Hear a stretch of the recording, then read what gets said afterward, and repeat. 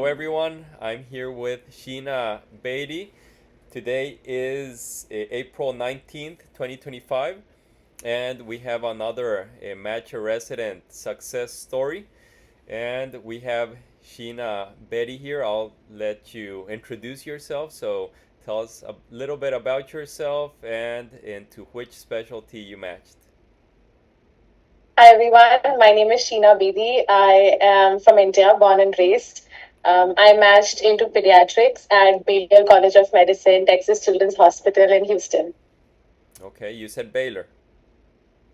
Yes, Okay, well, that's a big name. That's a pretty big name. So congratulations on that. Um, thank you. yeah, now tell us a little bit about where are you from in India originally? Are you from the city? Are you from the suburbs? Where are you in India? So I'm from a suburb of Bhopal, which is situated bang in the middle of the country. So I'm from central India.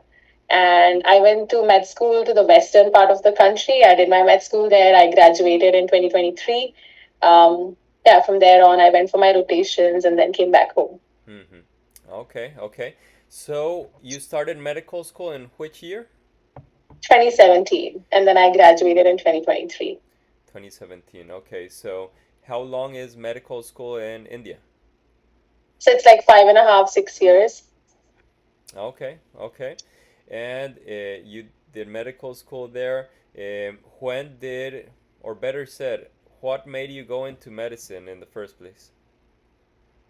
Um, I think I always kind of knew that I wanted to get into medicine because like, not to sound like a cliche, but my granddad's also a doctor, he's a surgeon. So there was a lot of influence there.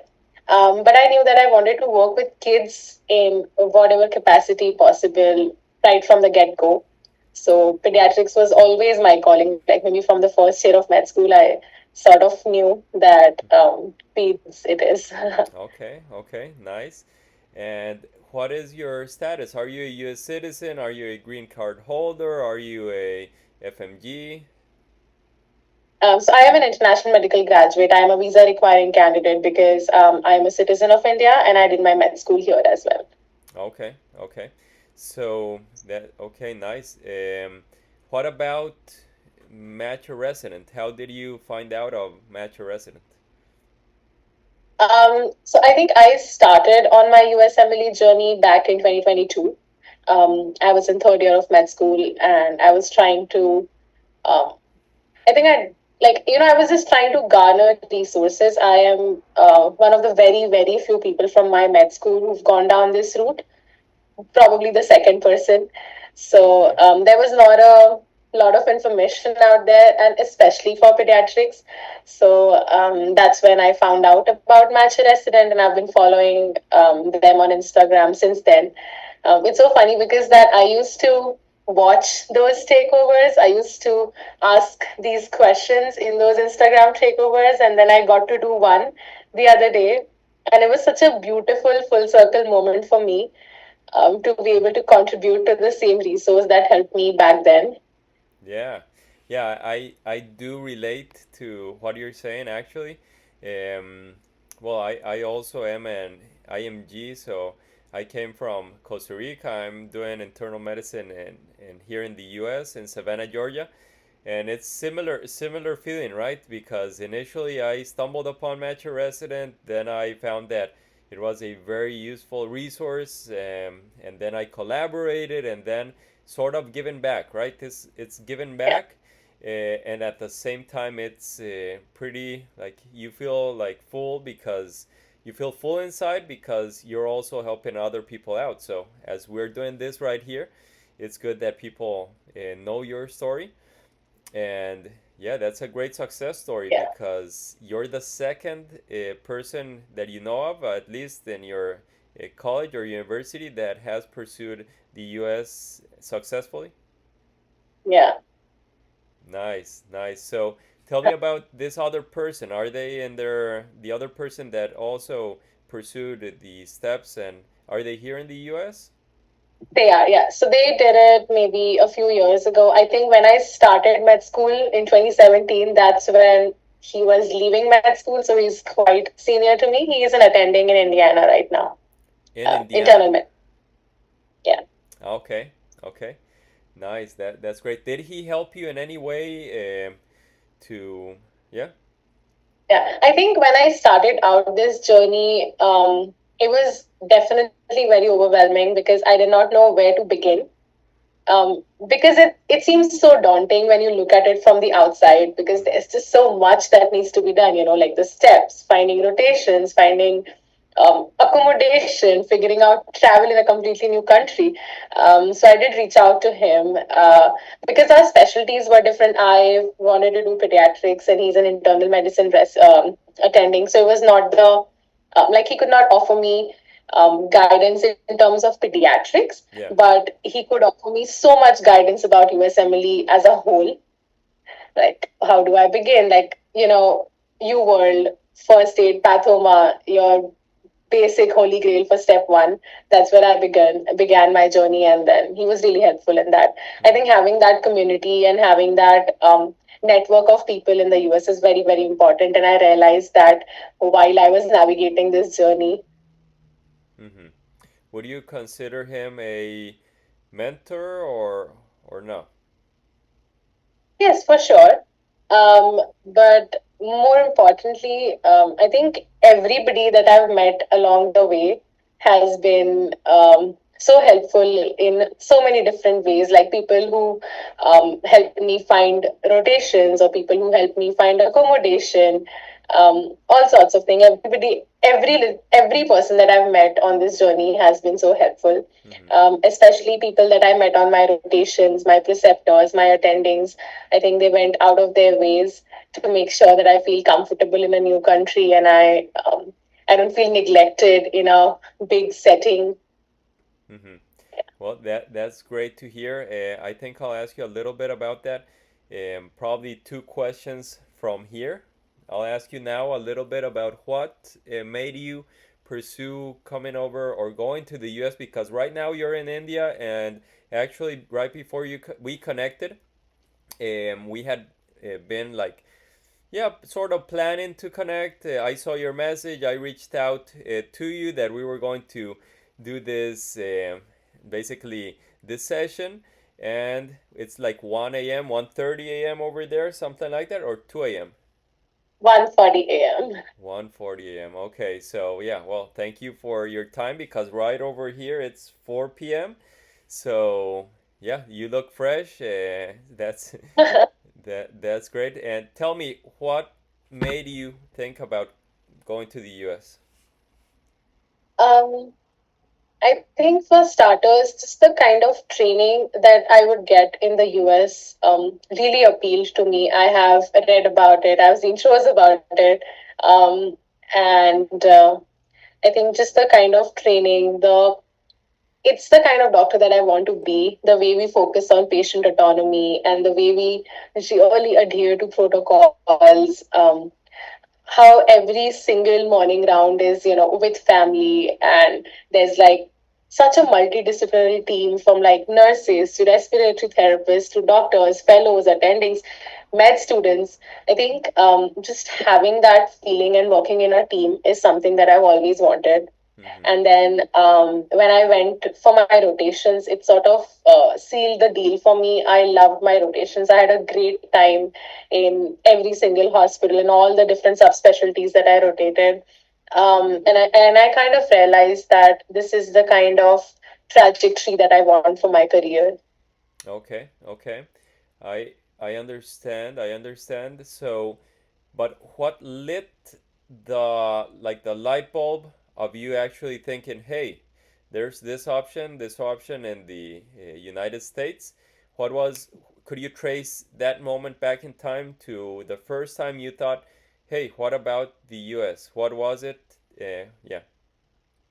Um, I would say it was somewhere in the pandemic, 2020. I was at home because the country was in lockdown and I was a fresh med student. Not a fresh, but I was a med student and they sent us all back home for 6, 7 months.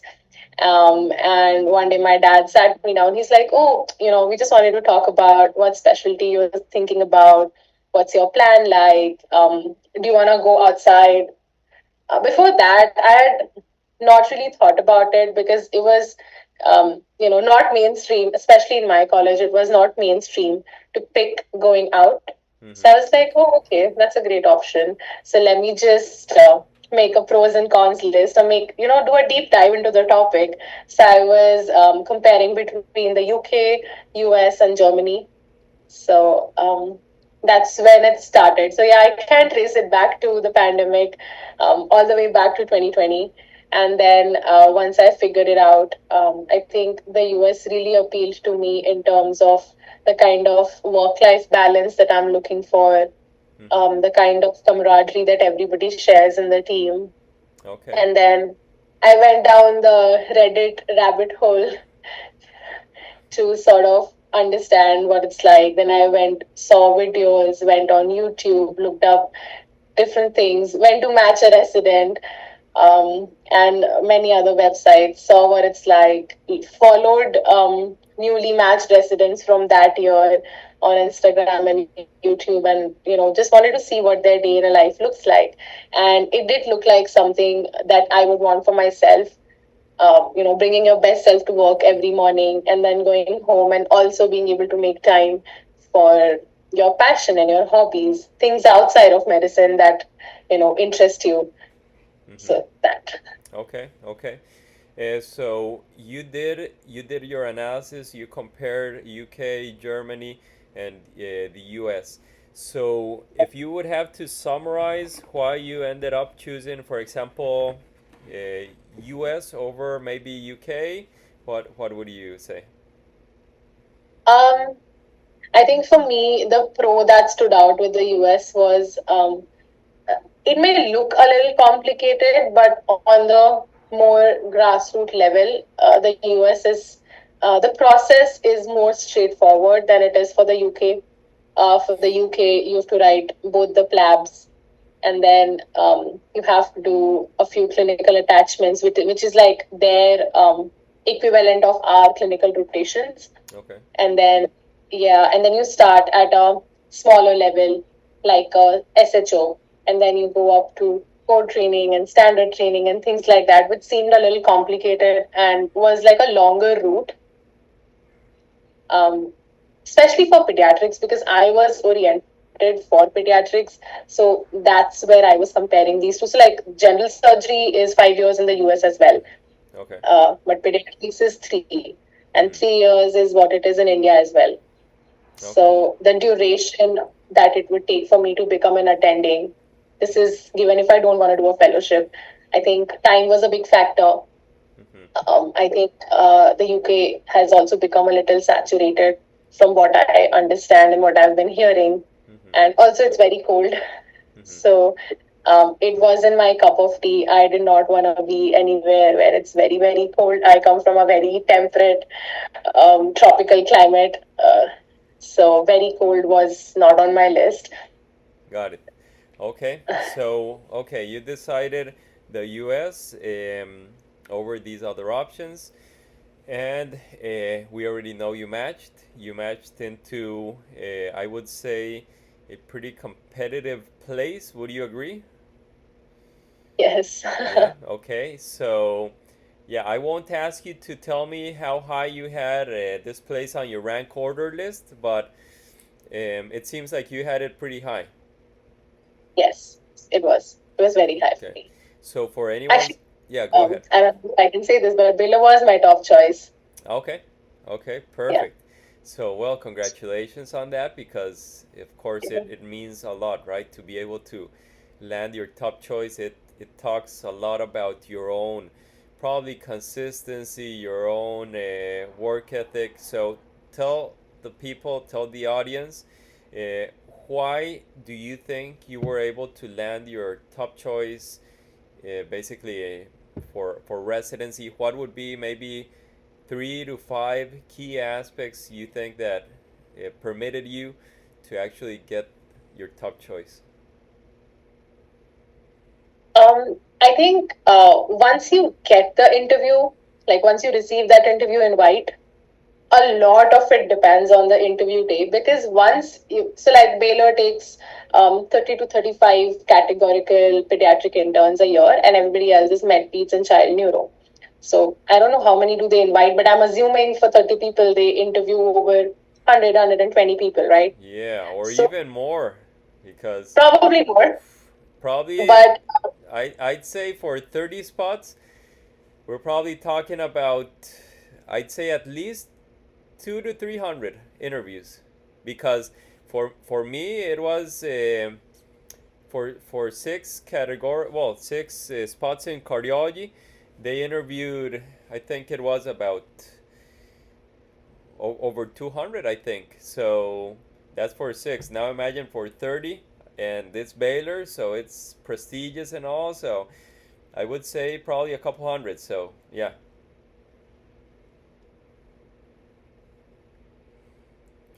I think I lost you there. Can you hear me, Sheena? hi, yes, hi, can you hear me? Yeah, we lost you there for a quick second, but you're back. Okay, sorry. Yeah, so I think from what I have understood in the last 8, 9-ish months of the math cycle, what I've realized is that once you get the interview invite, the ball is in your court.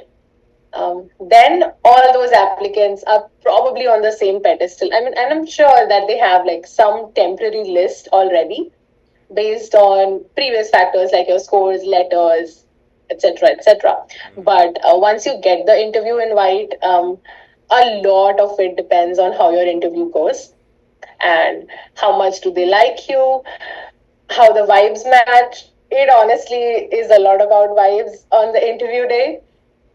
Um, so I think I can talk about how I think I got the interview. I signaled them. So in pediatrics, you get like 5 signals, and I signaled them, and I was lucky enough to receive the You interview used all invite. I five think my scores signals. were. You used all five signals for them. Oh no! I'm joking. So I'm joking.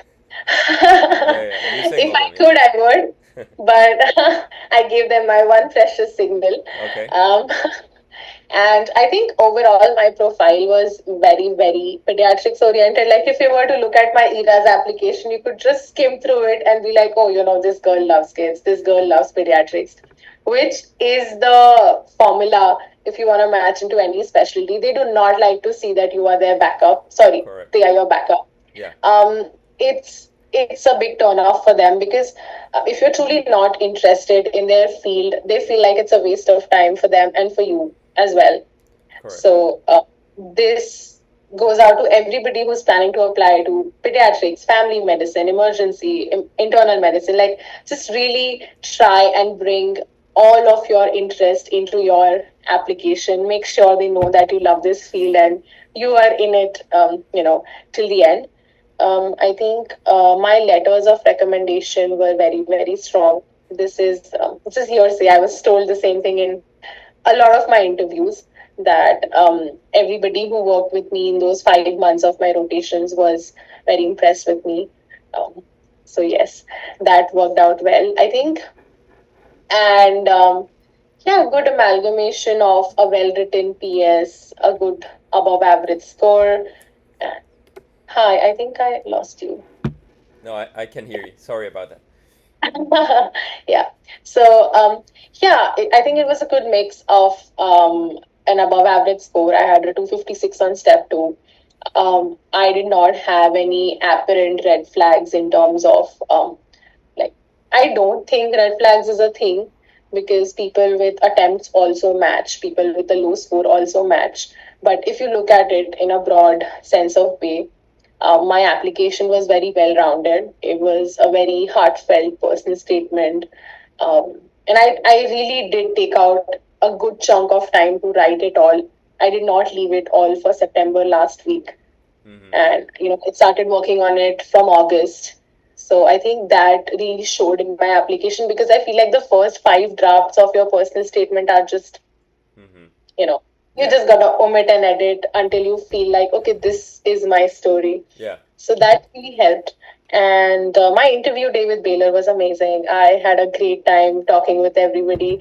I sent out thank you emails to all three of my interviewers, Nice. and even their replies to my thank you emails were outstanding. And it just felt like I belonged.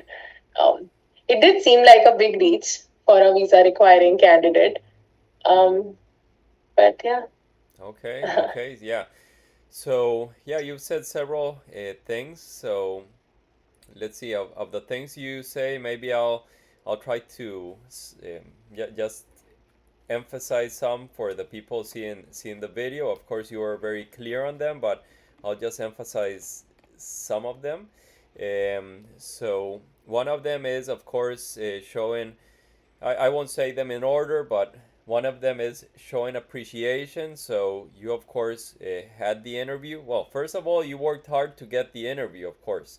Without the interview, you can't even rank a program. So you first need an interview so that they actually have you on their radar, and you can also have them on your own radar. So the only place you'll be able to match is, of course, whoever gave you an interview and whoever saw you. So number one, get the interview. You told us sort of how to get the interview, which I think your blueprint is a blueprint that most of the people that work hard on getting these interviews actually will pursue, which is basically, as you mentioned, personal statement. You took the time to work on personal statement, and you just mentioned that it took you, the first five drafts are like, oh, like whatever, and then it starts getting real after that first five drafts. So there's many applicants that actually get up to three drafts and apply, and then are thinking to themselves like, oh, I didn't get as many interviews as I wanted. Maybe you didn't put in the effort that would be required. So that's very important. Put in the effort. Make sure everything you're doing is actually counting. Also, your step, well, you mentioned step two score. Of course, we don't have anymore the step one 3-digit score. When I took the test, I did have that. Now it's, of course, pass fail. So make sure to pass it, and make sure to hopefully shine on step 2 CK, because that's the score they'll see. A two, I think you said 256, right? Two, Yes, yeah. 26. So 256 is a great score.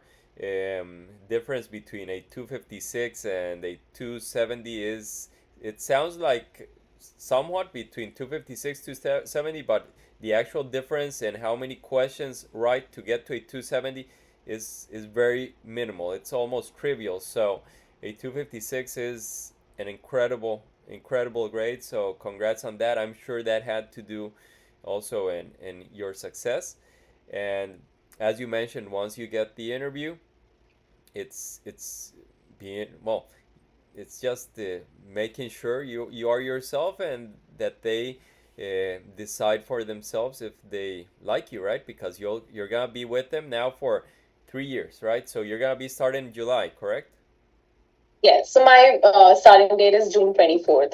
Oh, you're starting a little earlier for the onboarding, I guess. The onboarding starts even before that. Across all Baylor specialties, the first working day is June 24th every year. So Okay. it's a little early, yes. Okay. Okay. Um, well, you're starting soon, within, what is it, like 2 months or less? 2 months, less than 2 months. Congrats, congrats. So, yeah, it's great news, right? So, tell the audience, how many times did you have to go through this arduous process of applying? How many? No, this was my first cycle. Okay. So, would you say you were able to save money not having to go through this maybe three times? Yes, yes. I did save a lot of money. Um,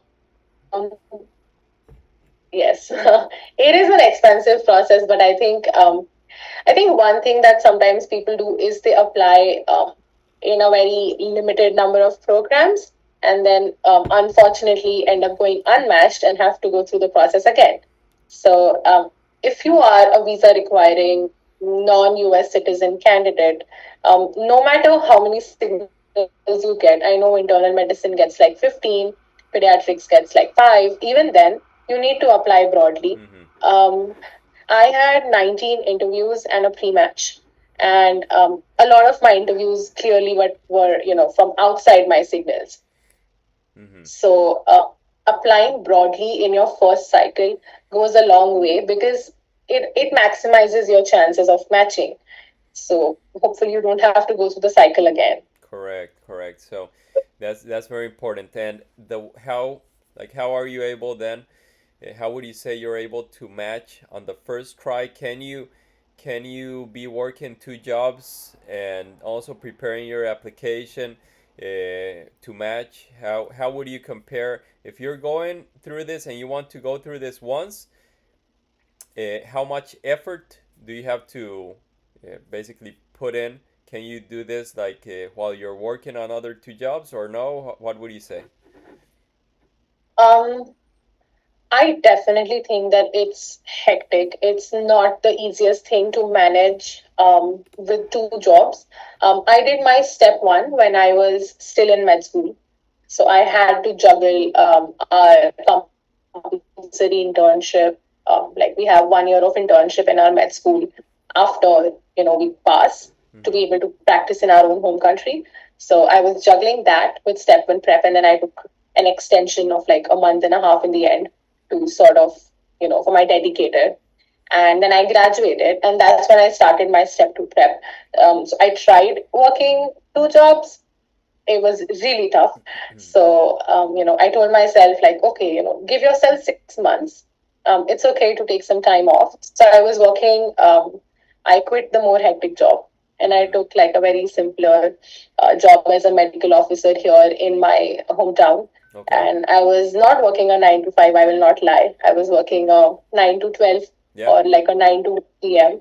I would go back home by lunch and then I would spend the entire evening Mm-hmm. studying for step two.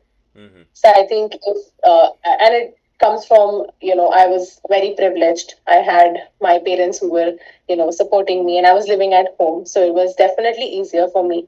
Might not be the case for everybody, but I yes, I did take out 6 months of time where I did my step two prep, and then I took the exam, and I think 2 weeks later I flew out for my rotations, and Mm-hmm. then I came back, and then I started working again. Mm-hmm. Mm-hmm. Yeah, so yeah, I think what you're mentioning is very important for the people who might see the video because there's a lot of people that maybe don't give the importance, right? Don't give the importance that the preparation will actually require. So some of you or many of you are trying to juggle three things at once, and if you really want to get in, you might have to sacrifice something. So some of you, like in your case, Sheena, you have good family support. In my case, I've also had support. It's been tough at times, even with support. I sometimes had to work Sunday to Sunday, and that was for some months. So I could then just stop working and have that money at least to survive, to study for example, step 2 CK, or have a little bit of money to survive a month in the US, right, with the bare minimum for a clinical rotation. So yeah, for you people seeing this, take into consideration that if you have a good support system, great. If you don't, some of you might have to consider getting a loan. But if you get a loan, you have to make sure you have to give it all you got, right? You have to give it all you got because look, Sheena is here an example of second person in her university who actually basically tested her luck in the US, and of course luck is inversely proportional to effort you put in, and she got into Baylor, which is highly prestigious. So I'm sure your family is very proud of you. You are extremely happy. I'm very happy for you as well. So tell us how your family is feeling. What how have you celebrated the match? Oh, they are very, very excited. I used to see all those match day videos on Twitter when I had, started out the process. And then I told my mom, like, oh, we are going to do this. So we did it twice. We did it on 17th to find out if I matched, and Okay. then on the 21st to find out where I matched. And for the placard, my mom's very creative and she loves designing. So we made it like a DIY project, and we went to a great stationery shop, got all the supplies, and then we made the placard ourselves. Um, and it was a lot of fun. We shot those videos, and then we went out for dinner. Hmm. So and we're still riding that high. Paperwork, the paperwork, post match paperwork Oh yeah. is a lot. It's The documentation process is extremely Yeah. long, but we're still riding that high, and now I'm eating all the Indian food that I can before I fly Yeah. out. Um, I'm gonna meet my cousins and my friends and family one more time before I fly out. So yeah, really exciting stuff. Lots of adulting, looking for an apartment, thinking about a car. Um, all of that also happens post match, but it's Correct. the fun. Yeah, Yeah, it's fun. It's fun. Once you like you put in all that effort and you know you matched, you they can send you all these files they want to send you for you to fill out. At the end of the day, it's it's happening. you enjoy, right, having to fill things out because you're like, I put myself in this position, and yeah, we're going to get to that place, and if I have to fill this out, I'm filling it out, right? So I'm sure that even with all the paperwork, you're still enjoying, right, day to day basis. I had the best sleep of my entire adult life on the 21st of March. I slept like a baby. I was like, okay, Yeah. this is done. This has happened. Truly surreal. Like, and it does take a village to match. Like, I am so incredibly thankful for everybody that I've met on this journey. I joined those WhatsApp groups where people were like studying for step one together, and then step two together, and then Hmm. prepping for interviews together. It's like it's been such a journey that I have made some incredible friends along the way. My family, my friends, everybody has been so supportive, and they did not doubt me even once, Hmm. even though it is such a difficult journey, and it can be uncertain at times. So I think just it's very important to find your people in this journey. It's not something that you should navigate alone, because trust me, everybody else is going through the exact same thing. They're all worried about the same, like, oh, will I get interviews? Oh, what will happen? Will they like me? So just talking it out really helps. Correct, correct. I think that's great advice. I just have a couple quick questions because we have 3 minutes till the clock runs out. So just like pretty quick questions. One is a couple of words for anyone who has already attempted to match and went unmatched. What would you say? Um, okay, I'll be quick. I think revamp your personal statement.